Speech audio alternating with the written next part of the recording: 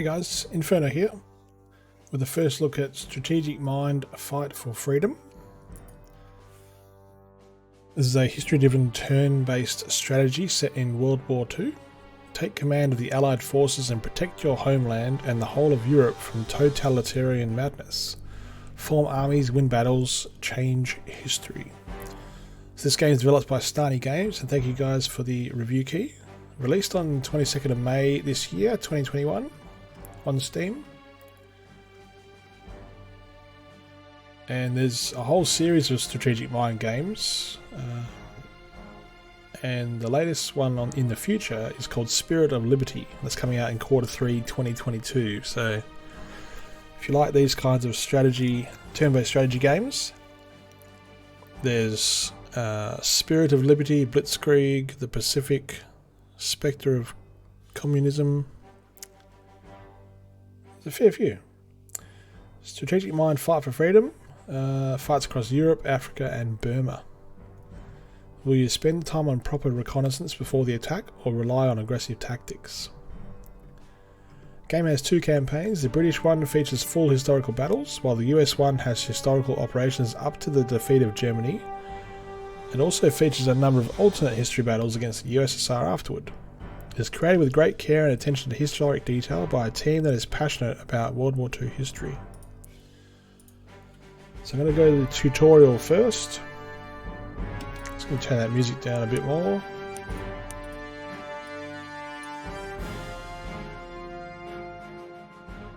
There we go. Alright, tutorial, basic training.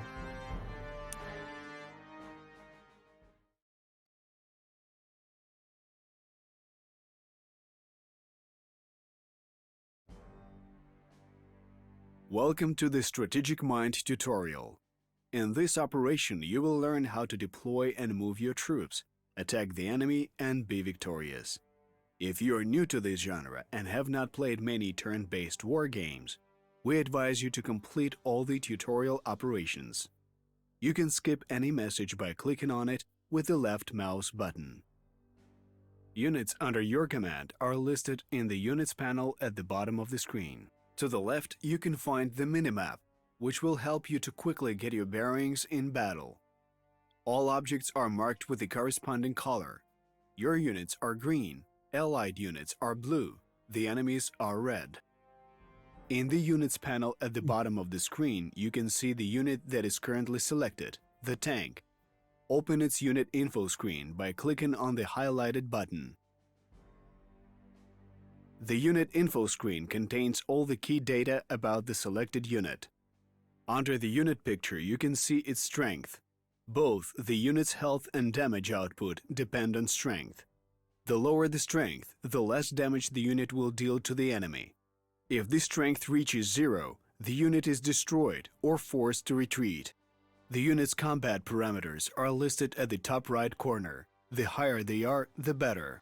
With the mouse over the combat parameter, you will see a hint with a list of all bonuses and penalties to that parameter at the moment. Now click on the highlighted parameter. Defense. This is more detailed information on how this parameter works. Now close this tab. Defense from naval and ground unit attacks. When the unit is attacked by an enemy ground or naval unit, hard defense will be compared with a hard attack of the enemy unit. Units with hard defense are generally tougher to kill for the enemy, as most units have lower hard attack than soft attack. Right under the combat parameters, you can see the unit's equipment panel, an additional equipment that your units can employ in battle. Underneath it, you can see the skills panel. There are a number of passive and active skills unique for every unit class.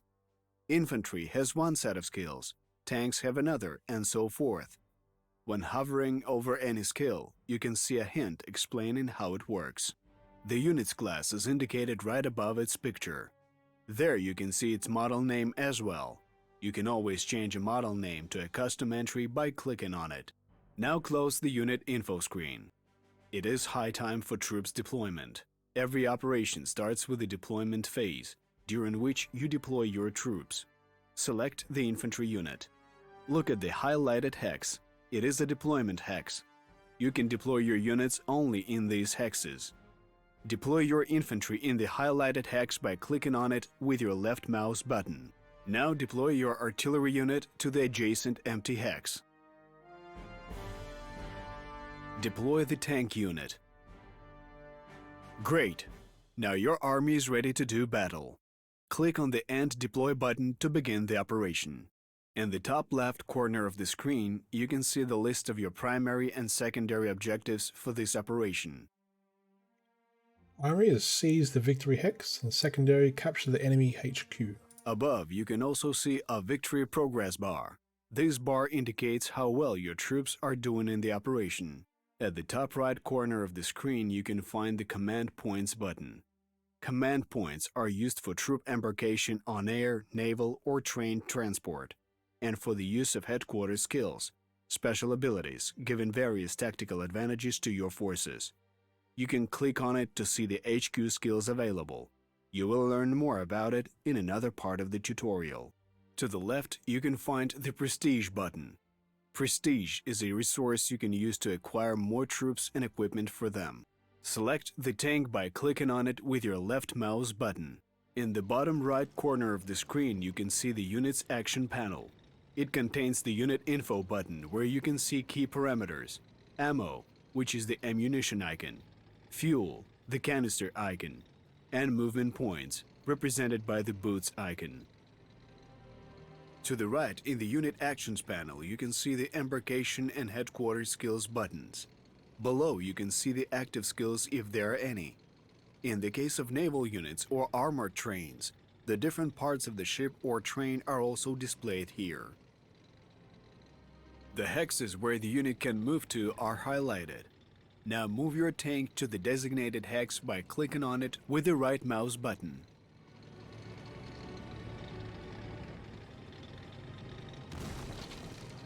Usually, units can move and attack only once per turn. However, there are a number of exceptions to this rule, which will be presented at the later stages of the tutorial. Units can attack either before or after their movement. Select the infantry unit. As you can see, the infantry has fewer movement points than the tanks. To solve this problem, infantry can be equipped with a truck or armored vehicle. More about it in the tutorial part 4, Movement and Transportation. For now, order your infantry to move into the designated hex. Then select the artillery unit. Move it into the designated hex.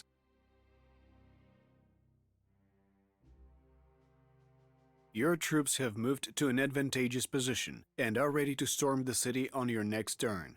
Now your tank can already start firing at the enemy troops. Select the tank unit. Move your mouse over the enemy unit, and when you see the cursor change to a target symbol, click on it with the right mouse button. All of your units have finished their turn. Click the End Turn button. Ahead is the city occupied by the enemy troops. Onward. First, we need to do some scouting. Select your infantry unit. Move it into the designated hex.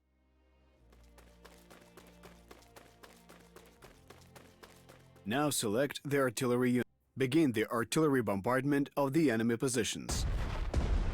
Select the infantry again. Attack the enemy unit in close combat. Select the tank unit. Move it to the adjacent hex. Finish off the enemy infantry. It is time your troops occupy the victory hex. It is marked with a golden color. Congratulations! You have successfully finished the operation. Now you have the victory screen in front of you. It presents a detailed breakdown of the operation. In the leftmost column, you can see the information on your victory points and secondary objective completion. In order to get an absolute victory, you have to get 400 victory points. Initially, you have 150 points. You can obtain 100 points for the completion of all secondary objectives, 25 points for capturing all enemy flags, up to 100 points for eliminating enemy units. For clearing all enemy units, you get additional 25 points. The central column has information about prestige. you can see a detailed breakdown of how much prestige you gained or lost throughout the operation. The rightmost columns have your army statistics, how many of your units were lost and how many enemy units were killed in action. You may have noticed that your result is not the best possible one yet. The reasons are that you have not finished the secondary objective and there are still enemy units left undefeated. To achieve greater results, click the Return to Game button. So you're back in action. You have a couple more turns left to deal with these issues. As all of your troops have already finished their turn, you have to click the End Turn button. The enemy still holds some infrastructure. You have to capture that hex and get rid of the enemy unit to get an absolute victory. There's no better way to start the attack than artillery bombardment. Select your artillery unit. Attack the enemy. Then select the infantry. Keep attacking the enemy. Finally, select Finish off the enemy unit. All enemy units are defeated. Capture the hex where the enemy headquarters were located to complete the secondary objective. Brilliant! Click on the Victory Progress bar. As you can see, you get the best result possible, 400 points. Click on the Finish Operation button to exit to the tutorial menu. Very cool. There's a lot to learn. So we'll do supply and infrastructure next.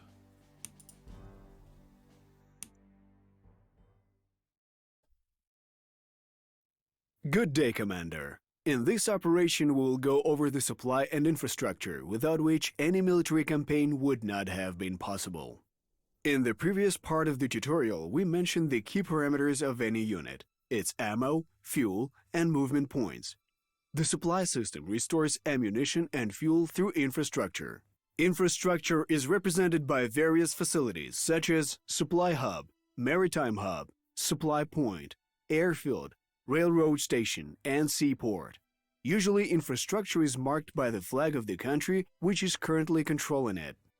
Later, we will tell you more about every type of infrastructure, but first, you have to capture a staging area for a further offensive operation. Your troops are already in position and ready to advance. Let's not keep the enemy waiting. Select the tank unit. Move it closer to the enemy. Attack the anti-aircraft gun defending the airfield. Now we can finish it off with the move into the hex next to the airfield. Attack the anti-aircraft gun. The enemy airfield is now left unprotected. Move the airfield has been captured. Now we can move our aircraft units here. The airfield provides supply to aircraft units, restoring their ammo and fuel on every landing. Additionally, aircraft units can acquire new equipment and be reinforced while landed on an airfield. We will get back to it in another part of the tutorial.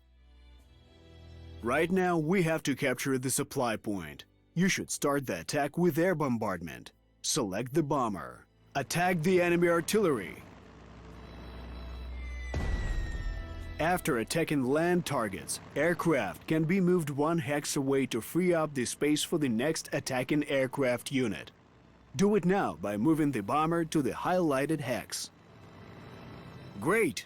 Keep attacking the enemy positions. Select the second tactical bomber. Attack the enemy artillery. The enemy unit is destroyed. Now we have to occupy the supply point. Move it into the hex with the supply point. The supply point is in our hands. Unfortunately, it is severely damaged by our bombardment, so currently it does not provide supply. Open the supply point's info screen by clicking on it with the middle mouse button.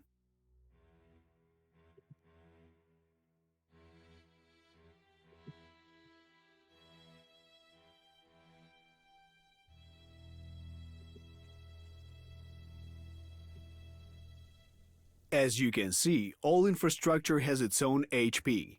If it goes down to 50% or lower, the facility ceases to function until its HP is restored and is higher than 50%. At the end of every turn, all infrastructure restores 20% HP. Close the tab. Select the supply point. This is the supply zone of the selected infrastructure facility, marked with the box icons on the hex grid. Currently, they're red in color as the supply point is damaged and is not functioning, thus there is no supply right now. In a 1 hex range around the selected infrastructure, there is a service zone, marked with the range icons. In these hexes, your units can acquire or change equipment and be reinforced. However, in our case, even after restoring its HP, the supply point will not provide supply, as it is not connected to the supply network. The supply network is comprised of all the interconnected infrastructure on the map. Supply hubs and maritime hubs play a key role in the supply network. While supply points just redistribute the ammo and fuel to the nearby troops, the supply hubs generate ammo and fuel, providing the whole supply network with it. Maritime hub works similarly, but only if there is a seaport under your control next to it. Consequently, without the connection to a supply or maritime hub, the supply points have nothing to redistribute to your troops. You can also see the connections between the different elements of infrastructure marked with supply lines. These lines connect all infrastructure facilities to the supply or maritime hubs. If the opponent cuts off the supply line, then the cut-off supply point or airfield ceases to provide supply. To cut off the supply line, it is enough to put your unit on any of the hexes it passes through, or any of the hexes adjacent to them, which will block it with the unit's zone of control. Before you end the turn, let's land our aircraft for refueling. Select the aircraft. Click on the Landing button in the Unit Actions panel. Select the second aircraft. Click on the Landing button again. It's pretty cool. Click Well, on the go right in. End Turn button. Select the tank unit. In order to restore the supply, you have to capture the enemy seaport along with the maritime hub. First, however, cut off the enemy infantry at the eastern outpost from the supply. To do it, move your tank unit into the designated hex.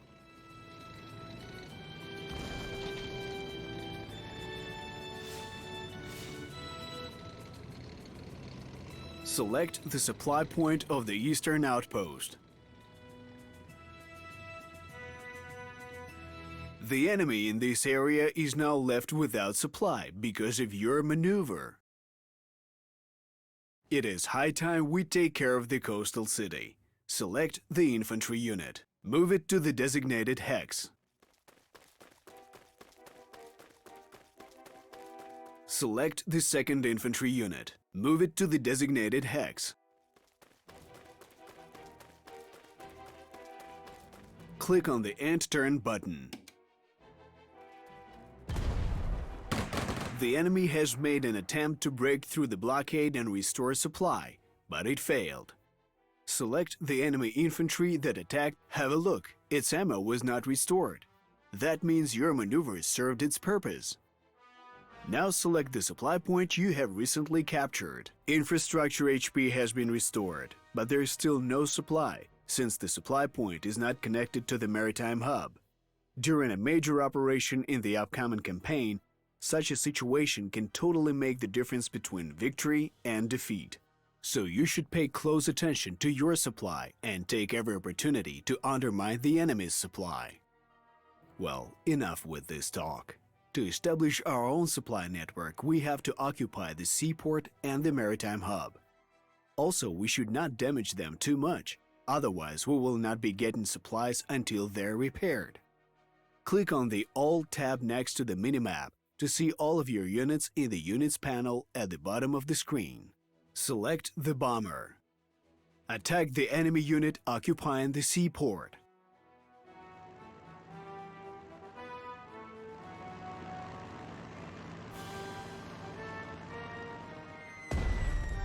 The seaport now has only 6 HP left. If we keep bombarding it, it will stop providing supply and we will have to wait for its restoration. So we should attack the infantry in the adjacent hex instead. Select the second bomber. Attack the infantry defending the maritime hub.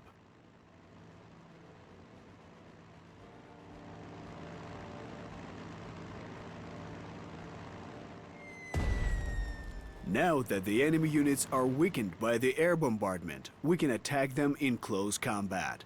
First, we have to finish off the enemy artillery, so that it will not provide fire support to the infantry unit. You can learn more about fire support mechanics in Part 5 of the tutorial. Select your infantry. Attack the enemy artillery.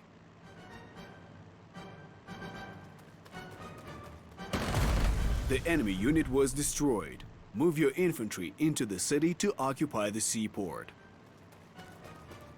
Excellent. Now the enemy infantry is left without artillery support, and you have taken the seaport. It provides supply to the naval units and allows them to acquire and change equipment.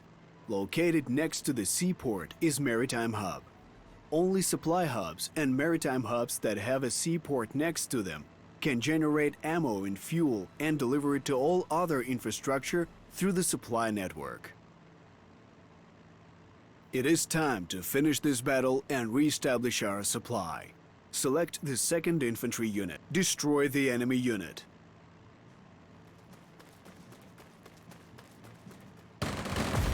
Occupy the Maritime Hub. Great!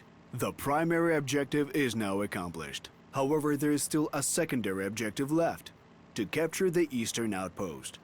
Click on the Return to Game button. Select the tank unit. Attack the enemy infantry.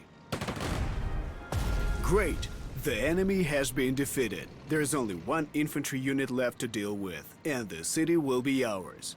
Move the tank to the designated hex. All of your units have finished their turn. Click on the End Turn button. Select your infantry unit. As you can see, the supply is now up and running, and the unit got its ammo resupplied. Now select the bomber. Note that it is quite low on fuel. If the fuel reaches zero and the aircraft is left in the air, it will crash to its demise. You should also keep in mind that for every turn an aircraft spends in the air, it uses at least 5 fuel, so it cannot just wait out until the supply comes. Do not forget about it in the heat of battle. Select the tank unit. Attack the infantry occupying the Eastern Outpost. The last of the enemy units has fallen. Now your troops are free to take the Eastern Outpost. Make it happen to conclude. Congratulations! You have successfully finished the operation. Click on the Finish Operation button to exit to the tutorial menu. Very nice. That's pretty cool. Alright, well I'll leave it there and then I'll continue the other tutorials another time. Army management, transportation of troops, combat mechanics. Cool, very good. Alright, if turn-based strategy games are your thing, this is quite accurate and quite involved, but yeah, getting very interesting. My name's Inferno. Enjoy the rest of the week. I'll see you next video.